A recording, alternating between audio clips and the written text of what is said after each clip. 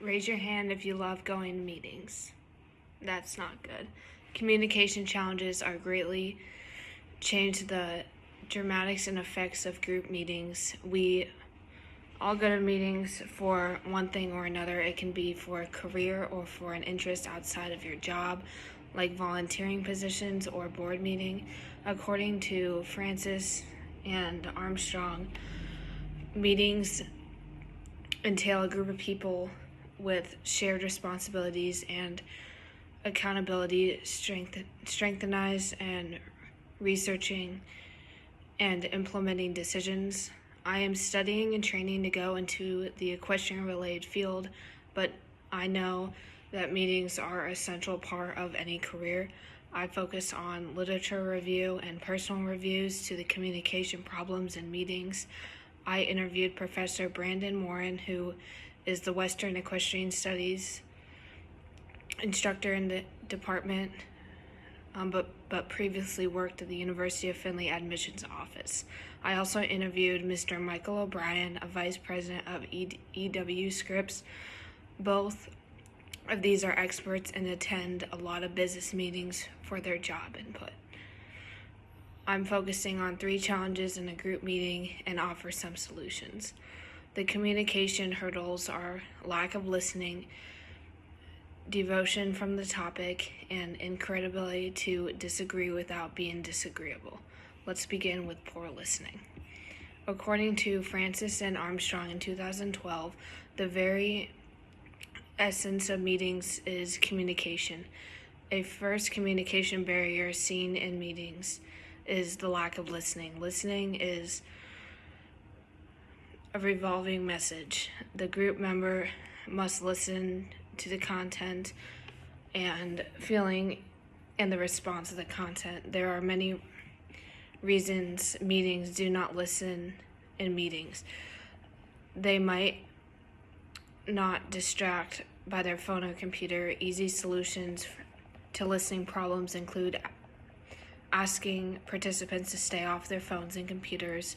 It is simple, but it works. Mr. O'Brien voiced his concern over devices in meetings and making it difficult for group members to engage and listen. Mr. Morin states that recommending the attendees take notes can help with listening and keeping engagement with devices productive.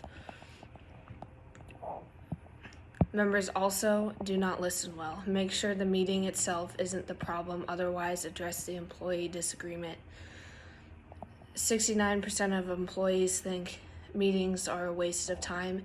In fact, many employees during meetings could be a sign of chronic problem with the way they do in the meetings.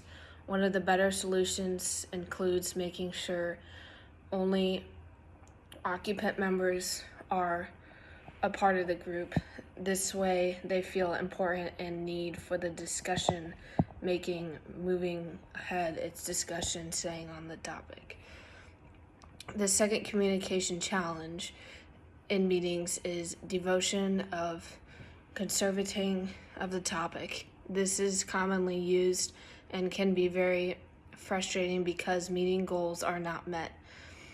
This makes meetings longer and may cause topics to be off topic for the next meeting.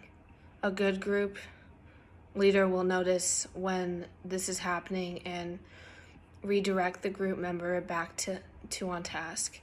Professor Moore suggests that a solid agenda can be prevented for not on topics. Professor Moore quotes, "One person in charge and a leader helps make members dedicate to the agenda. Now it's time for the conflict." Lastly, as we learned in class, some group members are at times and sometimes always not able to disagree without being disagreeable. Conflict is an important part of our oral communication in meetings. Conflict can challenge the group in a good way. It can help the group grow.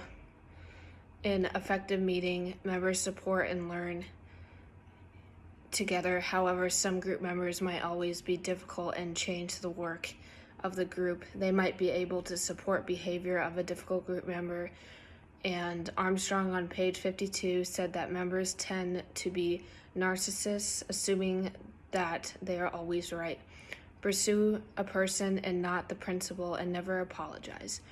Mr. O'Brien expresses expertise. Leaders will encourage these members to learn and to do more agreeable in the group. In conclusion, my little review and interviewing led me to believe some important communication challenges in a meeting are a lack of listening, devotion of the topic, and not constructive conflict. My sources gave sometimes simple and sometimes more complex ways to keep groups motivated. Group members should enjoy meetings and feel like they are important in making important decisions. Thank you for listening to my communication speech on how to run meetings.